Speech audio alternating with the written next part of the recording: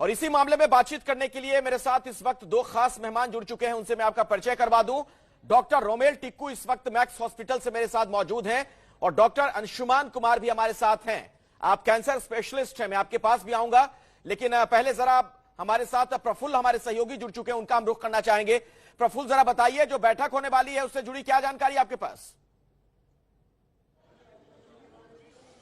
देखिए अखिलेश, बैठक जो है वो इस समय गृह मंत्रालय में जो हमें जानकारी मिल रही है कि शुरू हो चुकी है और इस बैठक के लिए दिल्ली के मुख्यमंत्री अरविंद केजरीवाल, दिल्ली के उपराज्यपाल और दिल्ली पुलिस कमिश्नर के साथ साथ केंद्रीय स्वास्थ्य मंत्री और केंद्रीय स्वास्थ्य सचिव तमाम लोग यहां पहुंच चुके हैं। गृह मंत्रालय के अधिकारी और दिल्ली सरकार से जुड़े तमाम अधिकारी जो है वो इस बैठक में पहुंच चुके हैं और अब से कुछ देर ये जो बैठक है वो शुरू हो चुकी है और उससे कुछ देर बाद मालूम पड़ेगा। लेकिन अभी जो बैठक का अहम मुद्दा है कि लगातार केसेस दिल्ली में बढ़ रहे हैं और इसे कम करने की जरूरत है, क्योंकि लगातार हर दिन जो आंकड़े हैं वो बढ़ते हुए नजर आ रहे हैं, बढ़ते जा रहे हैं। हर दिन जो मौत का आंकड़ा है वो भी बढ़ रहा है और पिछले कुछ दिनों की बात करें तो लगातार ये आंकड़ों में बढ़ोतरी देखी जा रही है। न सिर्फ एक्टिव केसेस की बात करें बल्कि जो कोरोना संक्रमण से मौत है वो भी बढ़ रहा है। तो अब उसको लेकर यहाँ पर बैठक जो है वो शुरू हो चुकी है, तमाम लोग यहाँ पहुंच चुके हैं और जो कोरोना की स्थिति है और क्या कुछ किया जा सकता है उसको लेकर यहाँ पे फिलहाल चर्चा होने वाली है। चलिए प्रफुल्ल, मैं दोबारा आपके पास लौटूंगा, आप इस खबर पर नजर बनाकर रखें। जो बैठक हो रही है वहां से जैसे ही कोई जानकारी आएगी आप दर्शकों तक पहुंचाइएगा। डॉक्टर रोमेल टिक्कू साहब, अब मैं आपके पास आना चाह रहा हूं और देखिए बड़ा सवाल यही है, कोरोना को लेकर जो हम आप कहने का मतलब आम आदमी जो निश्चिंत हो गया, क्या ये एक बड़ी वजह है कि अभी इस कदर खतरनाक स्तर पर कोरोना दिल्ली में? देखिए, ये तो होना ही था। सारे एक्सपर्ट्स काफी टाइम से बोल रहे थे कि ऐसा होने वाला है दिल्ली में, क्योंकि पोल्यूशन काफी ज्यादा बढ़ चुका है। विंटर भी, ठंड में वैसे ही रेस्पिरेटरी इन्फेक्शंस, फ्लू वगैरह बढ़ जाते हैं। और जो फेस्टिवल सीजन था, दिवाली वगैरह में लोग बिल्कुल भी सतर्क नहीं थे, वो कोई प्रिकॉशंस नहीं ले रहे थे, मास्क नहीं पहन रहे थे, सोशल गैदरिंग्स हो रही थी, पार्टीज हो रही थी, तो ये तो होना ही था। अगर ऐसे माहौल में आप प्रिकॉशंस नहीं लोगे, मास्क नहीं पहनोगे और ठंड और बढ़ता प्रदूषण, इसमें तो केसेस बढ़ने ही थे और उसका अंजाम आप देख रहे हैं, हमारे सामने है आज। और अब केसेस और बढ़ेंगे शायद अगले आने वाले टाइम में, क्योंकि अभी ठंड भी पूरी हुई नहीं है और पोल्यूशन लेवल्स बढ़ती जा रही हैं। वैसे ही हम स्ट्रगल कर रहे हैं बेड्स के साथ, आईसीयू बेड्स, वेंटिलेटर बेड्स के साथ बढ़ाए जा रहे हैं। गवर्नमेंट जितना कर सकती है वो कर रहे हैं, हेल्थ केयर वर्कर्स लगे हुए हैं, बट लोगों को भी ये समझना है कि वो भी रिस्पॉन्सिबल बने, मास्क लगाएं, एडवाइजरीज फॉलो करें, जो अभी तक वो नहीं कर रहे हैं। अभी भी लोग काफी ज्यादा वो कोविड फटीग में है, उनको लग रहा है जो होना है वो होने दो हमें। मगर ये आपके और मेरे बारे में नहीं है, ये आपकी फैमिली, आपके कॉलीग्स, आप हर जगह ये फैला दोगे बीमारी। और जो लोग वल्नरेबल हैं, जिनकी एज ज्यादा है, जिन्हें कोमोबिडिटीज हैं, उन्हें कॉम्प्लिकेशंस हो सकती हैं। तो ये रीजन मल्टीपल है, पोल्यूशन भी है, ठंड भी, और लोग भी बिल्कुल प्रिकॉशंस। और जो बात आप कह रहे हैं उसी को मैं आगे बढ़ाना चाहूंगा और डॉक्टर अंशुमान कुमार आपके पास में आ रहा हूं।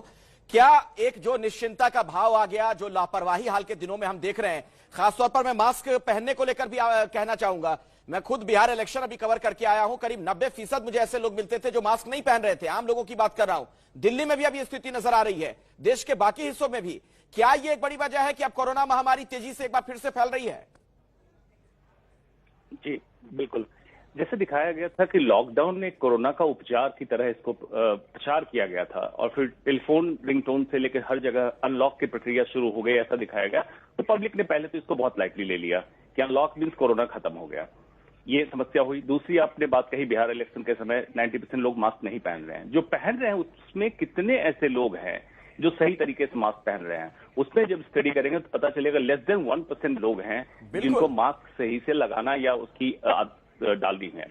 जहां तक दूरी की बात है, सामाजिक या शारीरिक दूरी की बात है, उसका पालन आप देख ही रहे हैं फेस्टिव सीजन में क्या हो रहा है। और जो नंबर आज दिख रहे हैं, अब फेस्टिव सीजन चालू हुआ है, इसके नंबर आपको 14 दिन बाद दिखेंगे, उस समय आपको समझ में आएगा। और तीसरी सबसे अहम बात जो प्रदूषण की बात है, खास करके ठंड के मौसम में, ये तो दिल्ली का एक 5वां मौसम बन चुका है। इस बार कोरोना का फर्स्ट लॉकडाउन जब हुआ, प्रदूषण 2 डिजिट में आ गया था, 40-44 के आसपास AQI आ गया था। आज एयर क्वालिटी इंडेक्स आप देखें फिर से वही, तो प्रदूषण भी आपको वही मार रहा है फेफड़े पे और कोरोना भी वही मार रहा है। ये दोनों मिलकर बहुत घातक रूप लेने वाला है और इससे संभलने की जरूरत है। बहुत बहुत सही बात आप कह रहे हैं अंशुमान साहब। और डॉक्टर रोमेल टिक्कू, ये दर्शकों को मुझे लगता है आपको समझाना चाहिए और बताइए कि कितनी खतरनाक स्थिति हो सकती है, क्योंकि दिल्ली NCR में जो प्रदूषण का आलम है उससे शरीर की प्रतिरोधक क्षमता कमजोर हो रही है लोगों की, और कोरोना का इलाज अभी भी संभव नहीं है, कोरोना का अभी भी कोई मुकम्मल इलाज है नहीं, वैक्सीन है नहीं।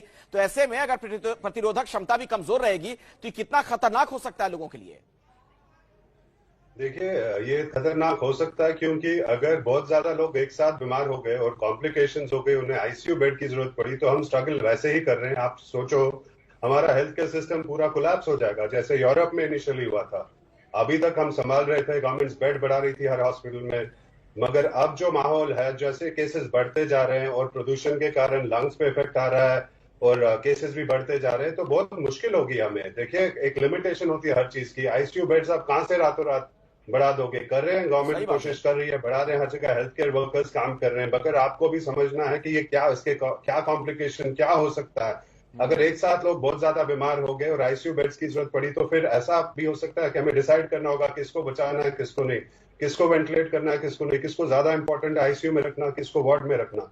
ऐसी स्थिति अगर आ गई तो पूरा सिस्टम कोलैप्स हो जाएगा और हम बढ़ते जा रहे हैं उस तरफ।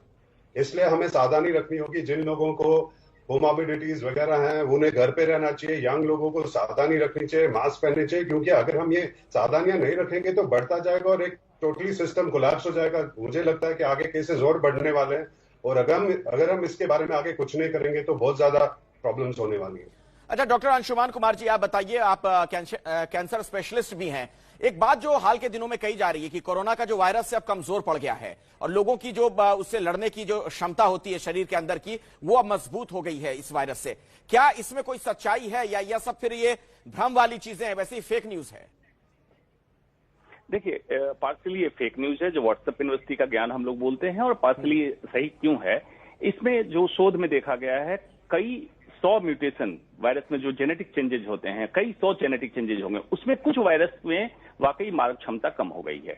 जहां तक मौत का आंकड़ा हम कंपेयर करते हैं तो एक बड़ी अच्छी स्टडी आई जिसमें दिखाया गया कि यूरोप और अमेरिका से भारत अपना कंपेयर ना करे, क्योंकि हमें कंपेयर करना है साउथ ईस्ट एशियन कंट्री से, जैसे बर्मा, म्यांमार जिसको कहते हैं, Bhutan, Bangladesh, Pakistan.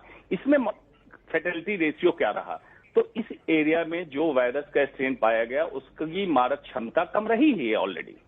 Over a period of time कई लोग एसिम्प्टोमेटिक कैरियर रह के कोरोना से पास ऑन कर गए और उनको 2-3 महीने का प्रोटेक्शन लेवल मिला। लेकिन ये भी एक बड़ी अवधारणा है कि री इन्फेक्शन होता है, नहीं होता। कई लोग समझ रहे हैं एक बार कोरोना हो गया री इन्फेक्शन नहीं होगा। अगेन एक अवधारणा है, री इन्फेक्शन भी होता है कोरोना में, दूसरे स्ट्रेन से इन्फेक्ट हो सकते हैं, इसलिए इसको लाइटली न लें। यही एहतियात के तौर पर मैं बताना चाहूंगा।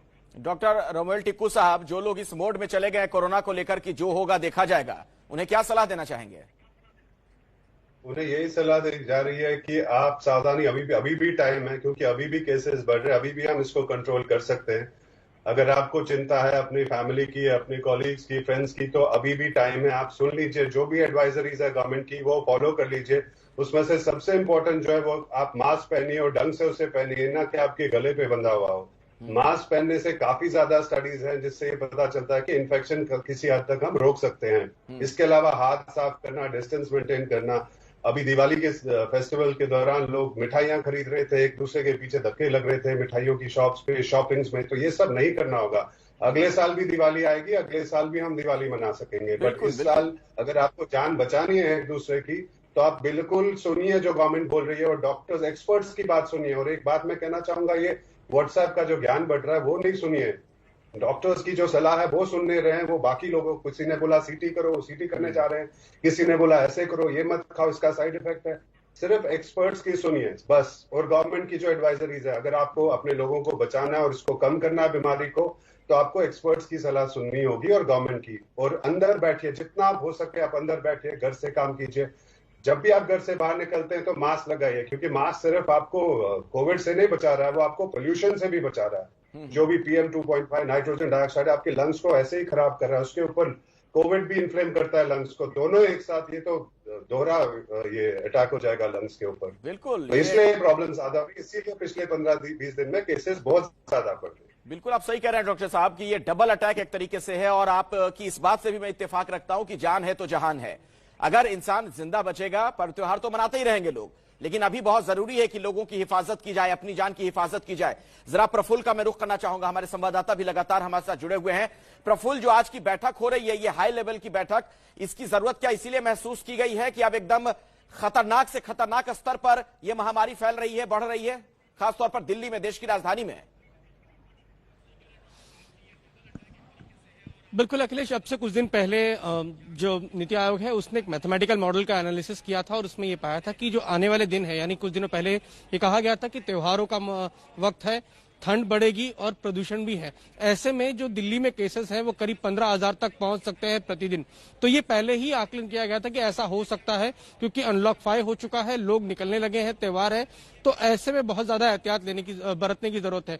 और ये पहले से एनालिसिस था तो इसको लेकर तैयारी भी की गई थी, लेकिन बावजूद उसके जो केसेस हैं वो लगातार बढ़ रहे हैं। तो ऐसे में अब इन जो लगातार केसेस बढ़ रहे हैं इसको किस तरह से कम किया जाए, क्या कुछ ऐसे कदम उठाए जाएं जिससे जो बाजारों में भीड़ है इस समय उसको किसी तरह कम किया जाए, रेस्ट्रिक्शंस कुछ लगाए जाए, कुछ इंपोजिशंस किए जाए, उसी को लेकर ये बैठक और मंथन चल रहा है। क्योंकि इससे पहले भी जब दिल्ली में केसेस बढ़े थे तब गृह मंत्रालय ने जो है हस्तक्षेप किया और उसके बाद जो गृह मंत्रालय और दिल्ली सरकार ने साथ में काम किया था तब दिल्ली में केसेस काफी कम हुए थे और दिल्ली में इसका एक अच्छा नतीजा देखने को मिला था कि पॉजिटिविटी रेट जो है न सिर्फ वो कम हुई थी बल्कि रिकवरी रेट भी काफी बढ़ गया था। इस खबर पर नजर बनाकर रखिए प्रफुल्ल, इस खबर पर आप नजर बनाकर रखिए, मैं दोबारा आपके पास लौटूंगा।